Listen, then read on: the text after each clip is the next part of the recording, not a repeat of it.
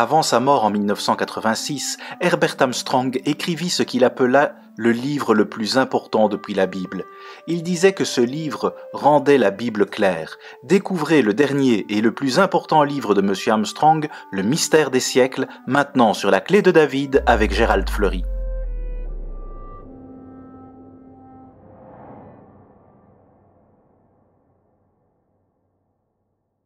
Bonjour à tous. Nous avons reçu plus de réponses pour notre livre Le mystère des siècles que pour tout autre livre que nous ayons offert et de loin. Des milliers de gens nous ont dit que ce livre avait donné un sens réel à leur vie et les avait remplis d'un bonheur réel quand ils appliquaient ce qui y était enseigné. Nous avons répété cette émission sur le mystère des siècles plus que tout autre que nous n'ayons jamais présenté. Et maintenant, je veux vous donner une série sur ce livre, Le mystère des siècles, peut-être 4 ou 5 émissions, pour vous aider à comprendre plus profondément ce que contient ce livre. M. Armstrong sentait réellement et croyait que ce livre, Le mystère des siècles, était le deuxième ou le plus important livre sur Terre après la Bible.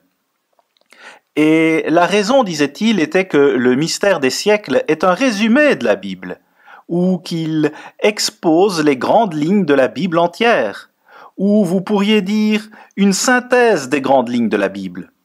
Il rend la Bible facile à comprendre, là où elle avait manifestement été un mystère auparavant. Si vous observez les gens dans ce monde, il est très facile de voir que la Bible est un mystère pour eux. Et elle est un mystère pour la science, elle est un mystère pour l'éducation, elle est même un mystère pour la religion. Et peut-être encore même plus un mystère pour eux que pour les autres. Et ça vous en dit long. Mais Dieu n'est pas réel pour la plupart des gens de ce monde. Maintenant, ce livre, Le mystère des siècles, fera que Dieu deviendra réel pour vous. Il rendra Dieu vivant pour vous et vous le rendra compréhensible. Alors, si vous regardez ce livre, Le mystère des siècles, c'est vraiment un livre énorme. Il a près de 400 pages. Et voici ce que M. Armstrong a dit dans le sous-titre. Vous êtes-vous jamais demandé « Qui suis-je ? Que suis-je ? Pourquoi suis-je » Vous êtes un mystère. Le monde autour de vous est un mystère. Maintenant, vous pouvez comprendre. Donc, nous avons ici un livre qui est décodé devant nos yeux. Si nous voulons qu'il le soit, et je veux vous montrer ce que ça veut dire dans cette émission parce que pourquoi la Bible est-elle un livre codé? Même cela est un mystère. Les gens ne comprennent pas. Je veux donc aujourd'hui vous faire seulement la présentation en quelque sorte du livre Le mystère des siècles ou des 7 mystères dont je veux vous parler plus en détail plus tard. Mais si vous regardez ce monde du point de vue industriel et technologique et dans tous ces domaines, vous êtes vraiment ému et impressionné par ces progrès, ou au moins ce qui ressemble aux progrès. Et cependant, en même temps, vous pouvez regarder autour et voir toutes sortes de mots alarmants et effrayants dans ce monde. Mais comment résolvez-vous ces problèmes? La science ne peut vous le dire, la religion ne peut vous le dire, l'éducation ne peut vous l'enseigner. C'est un mystère. Comment résoudre ces problèmes est un mystère. Le mystère des siècles vous montre comment résoudre les problèmes du monde. M. Armstrong a visité des rois et des empereurs et toutes sortes de dirigeants dans ce monde, et est aussi devenu très familier avec les illettrés et les pauvres et les misérables, de sorte qu'il en sait long sur l'humanité. Et il parle un peu dans ce livre du roi Salomon, et comment le roi Salomon voulait de la sagesse et a demandé à Dieu pour de la sagesse. Et dans sa vie, il avait une grande soif de comprendre, Et Dieu lui a donné la compréhension d'une façon spéciale. Il a grandi dans une église protestante et il dit que tout le temps qu'il était dans cette église, ils n'ont jamais expliqué ces questions harcelantes au sujet d'un mystère ici ou ceci est un mystère et cela est un mystère. Partout où vous regardez, il semble, vous ne voyez que des mystères. Et il essayait de raisonner. Et il regardait la Bible et raisonnait à ce sujet, et il ne pouvait pas la comprendre. C'était déconcertant pour lui. C'était un mystère. Maintenant, il a été mis au défi vraiment. Il s'est fait défier sur la théorie de l'évolution. C'est vraiment ce qui l'a aiguillé et aussi l'observance du dimanche. Il a eu un grand conflit avec son épouse. Et il a dit à sa femme, eh bien, la Bible dit que nous devons observer le dimanche, donc c'est le jour que nous devrions observer, et non le 7e jour, ou le sabbat, ou le samedi. Il avait donc un vrai problème de mariage à ce moment-là, et il devait essayer de le régler. Et comme vous le savez, l'éducation supérieure a accepté la théorie de l'évolution, mais c'est une théorie. Cela n'a jamais été rien d'autre et ne sera jamais rien d'autre que ça. Et il devait résoudre ceci et prouver que c'était faux. Et il l'a fait. Il l'a vraiment fait. Voyez, l'homme a continuellement, mais le roi David explique ceci dans le psaume 8, il disait, eh bien, il regardait cet univers en expansion et les étoiles et tout ce qu'il voyait et il demanda, eh bien, qu'est-ce que l'homme? Qu'est-ce que l'homme? Et il n'a jamais complètement compris cela. Mais Paul explique le reste dans Hébreux 2 au sujet du potentiel de l'homme et pourquoi Dieu a créé l'homme. Et cela vous ferait presque défaillir si vous compreniez.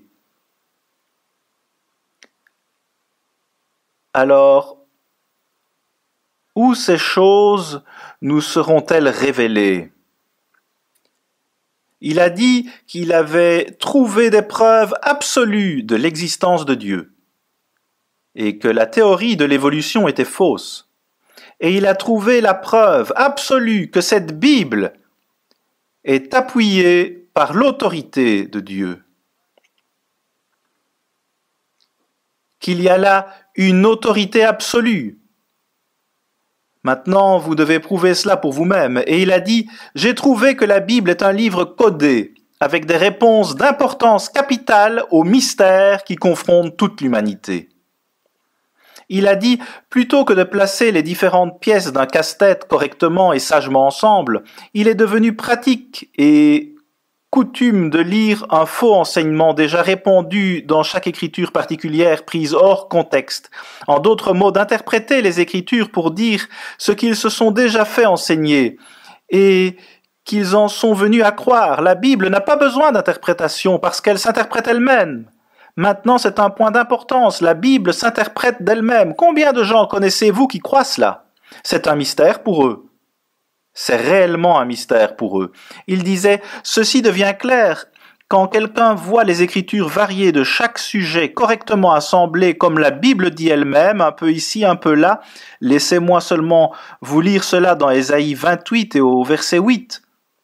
Eh bien, si vous pouvez lire le verset précédent, verset 7, il parle au sujet des sacrificateurs et prophètes qui ne comprennent pas, ils enseignent l'erreur, les gens religieux.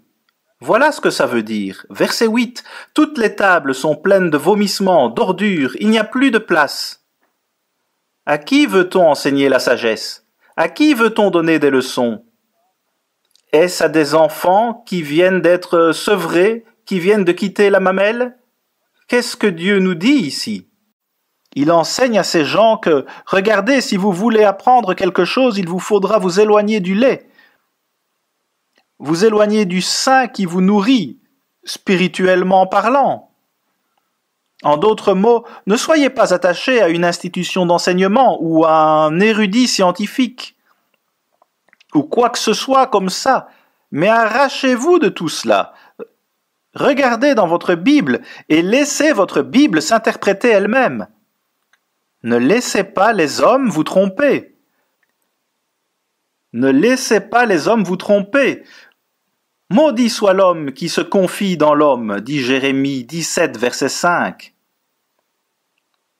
Mais premièrement, vous voyez, vous devez apprendre à vous distancier et recevoir la viande solide, comme il est dit dans Hébreux 6, la viande solide plutôt que le lait.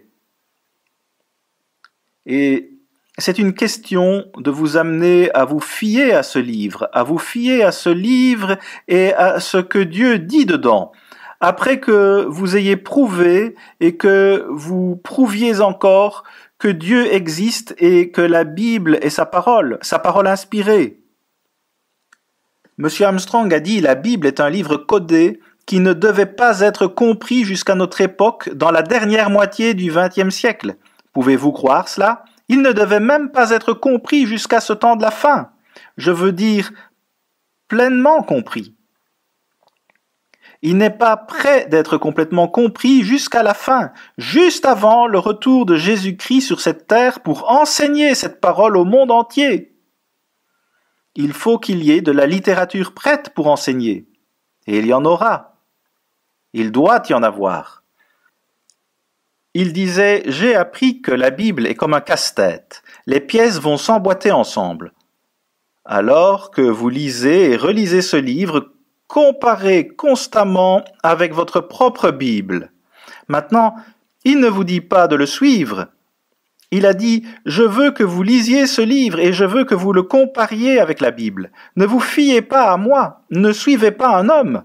Laissez la Bible interpréter la Bible. » C'est une compréhension profonde, si vous pouvez en venir à vraiment le voir. Mais vous devez, vous voyez, si vous obtenez le mystère des siècles, vous devez l'étudier et le relire, comme M. Armstrong a dit, et le méditer jusqu'à ce que vous compreniez à quel point il est profond, parce qu'il explique ce livre, ce succès littéraire dans le monde entier que personne ne comprend. Personne ne comprend la Bible, comme Bruce Barton a dit. Et nous devons l'étudier encore plus profondément. M. Armstrong a dit « Le temps pourrait bien démontrer ce livre comme étant le plus important ayant été écrit dans presque 1900 ans. » Mais vous voyez, Dieu dit « Eh bien, maintenant prouvez toute chose, ne faites pas confiance aux hommes, mais ce monde a été aveuglé au sujet de « Pourquoi l'homme ? Pourquoi les hommes sont-ils ici ? Dans quel but ont-ils réellement juste évolué à partir de forces ignorantes ? Ou ont-ils été créés par le grand Dieu, le Dieu créateur ? Eh bien, vous voyez, c'est un mystère. Tout cela est un mystère pour ce monde. Et tout cela est dans le processus d'être décodé dans ce temps de la fin pour une grande cause. Dieu l'a planifié. Vous pouvez traverser la Bible et même juste tout l'Ancien Testament, cela parle de ce qui arrivera dans les derniers jours. Et ceci arrive dans les derniers jours. Ce terme est utilisé à répétition des centaines de fois dans votre Bible. Notez Genèse 3 et verset 22. L'Éternel Dieu dit « Voici l'homme est devenu comme l'un de nous, pour la connaissance du bien et du mal. Empêchons-le maintenant d'avancer sa main et de prendre de l'arbre de vie, d'en manger et de vivre éternellement. » En d'autres mots, il a été coupé de l'arbre de vie, où il aurait vécu pour toujours éternellement, dans un état de non-repentance. Verset 23. Et l'Éternel Dieu le chassa du jardin d'Éden pour qu'il cultive la terre d'où il avait été pris.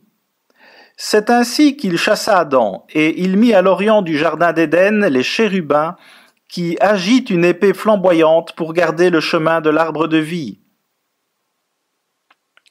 Voyez, il y a des conditions pour recevoir l'arbre de vie. Mais regardez, M. Armstrong a dit « Dieu avait fermé l'accès au Saint-Esprit et à la vie éternelle pour l'humanité en général jusqu'à ce que Satan soit enlevé au second avènement de Jésus-Christ. Il a coupé l'homme de l'accès à l'arbre de vie. Maintenant, dans ce monde, vous avez l'image qu'il y a une bataille en cours entre Satan et Dieu, et Satan est évidemment en train de gagner.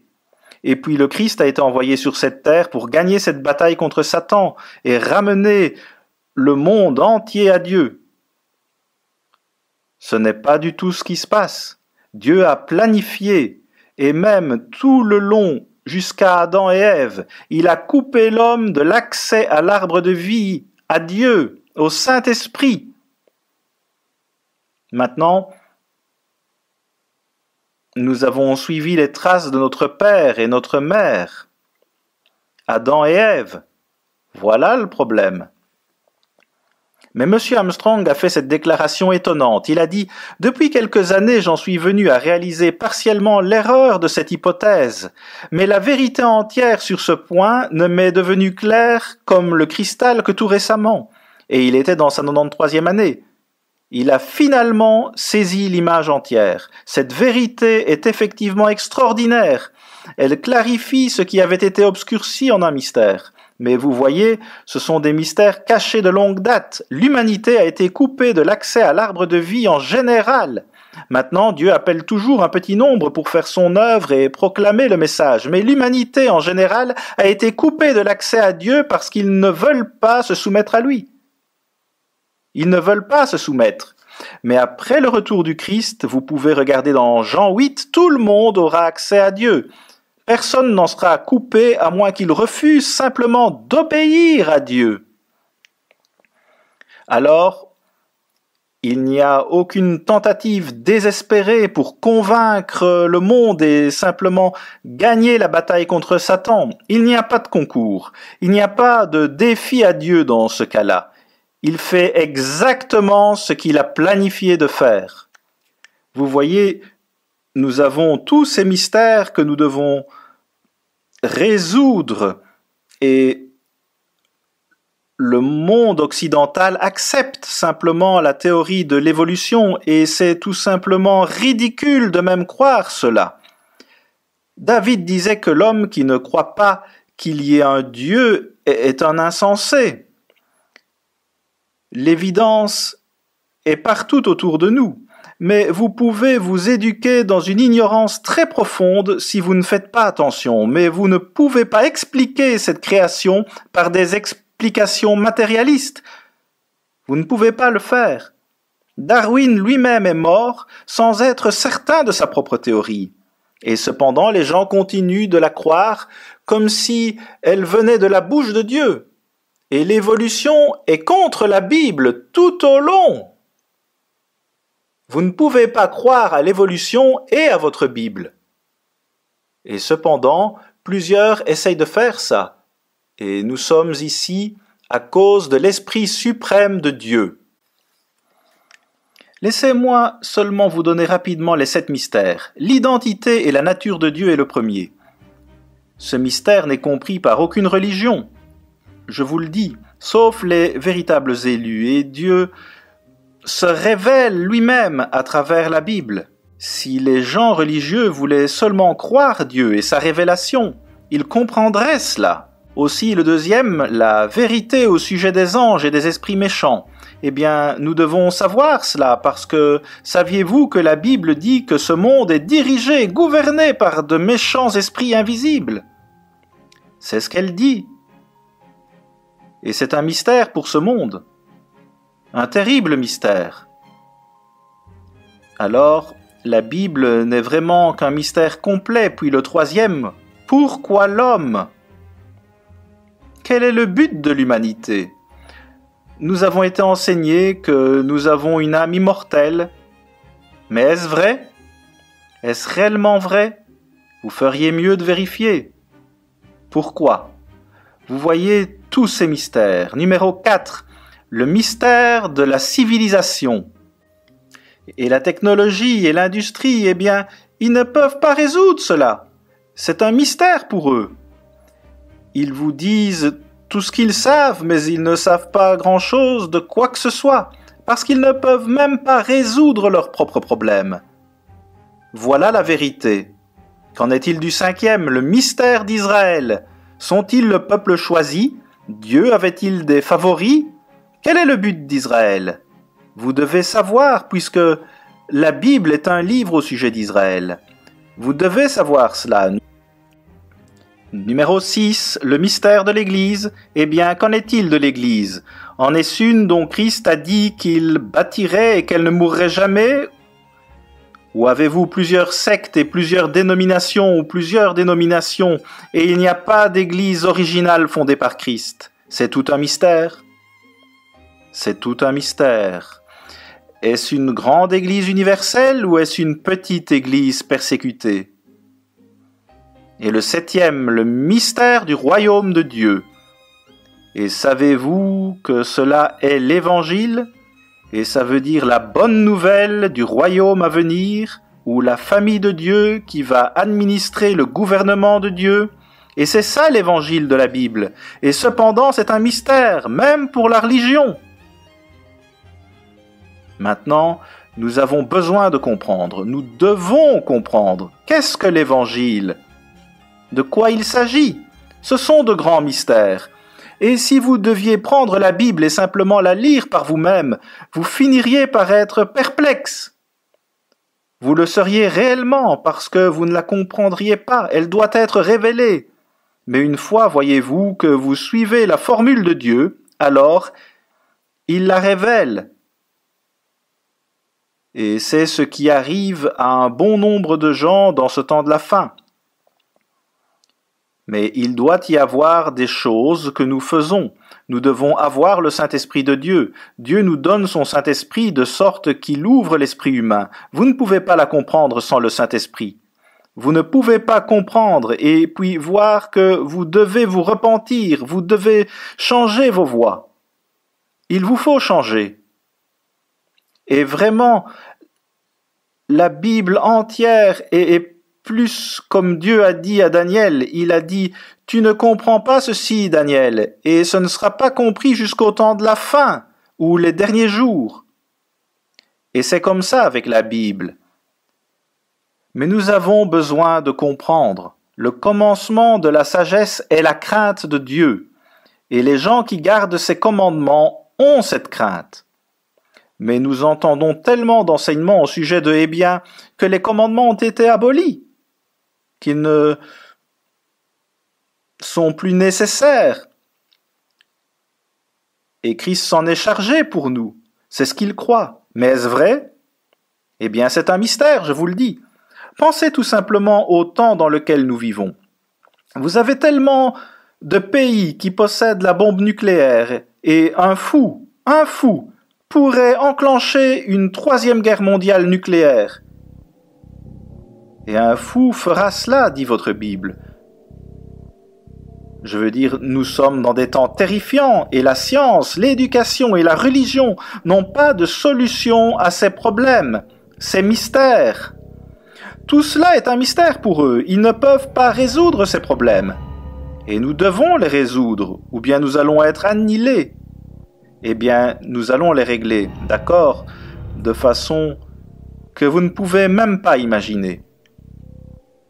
Mais l'humanité ne connaît pas le chemin de la paix.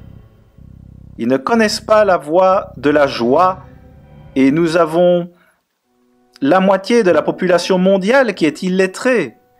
Bien des gens qui crèvent littéralement de faim et toutes sortes de saletés et de conditions sordides dans la moitié du monde, au moins. Et la famine et les maladies, sans espoir, terrible. Nous devons trouver des solutions. Dieu a eu des solutions tout le long, et nous les avons rejetées et essayé notre façon. Et ça n'a jamais fonctionné, et ça ne fonctionnera jamais. Si vous regardez à la religion, vous allez trouver la cause des problèmes du monde. C'est une déclaration choquante pour bien des gens, mais c'est la vérité. C'est la vérité de Dieu. Beaucoup de gens acceptent seulement négligemment ce que Dieu dit et ils ne prouvent pas réellement leur propre Bible. Jésus-Christ a dit aux gens éduqués et riches de son époque qu'il leur a caché la vérité parce qu'il la révèle aux bébés ou aux personnes humbles. Vous devez avoir une attitude d'enfant, à moins que vous ne deveniez humble, vous-même humble comme un petit enfant. Christ a dit que vous ne serez jamais dans le royaume. Vous ne serez jamais dans le royaume. Et le verset 15 de Matthieu 13 dit « Ils ont fermé leurs yeux. » Ils ont fermé leurs yeux. Monsieur Armstrong a parlé au sujet d'apprendre ces merveilleuses vérités et d'être simplement rempli d'une joie inexprimable. Maintenant, nous devons avoir de la joie si nous avons la vérité de Dieu. Ne devrions-nous pas avoir de la joie? Absolument, nous le devrions. Bien, de toute façon, la semaine prochaine, je veux parler du premier mystère qui est l'identité et la nature de Dieu. Pouvez-vous croire cela? Quelle est l'identité et la nature de Dieu? Ce monde religieux et le monde entier ne connaît pas l'identité et la nature de Dieu. Et je vais vous le prouver et vous le comprendrez, je crois, comme vous n'avez jamais compris auparavant. C'est notre objectif. À la semaine prochaine, ici Gérald Fleury. Au revoir, mes amis.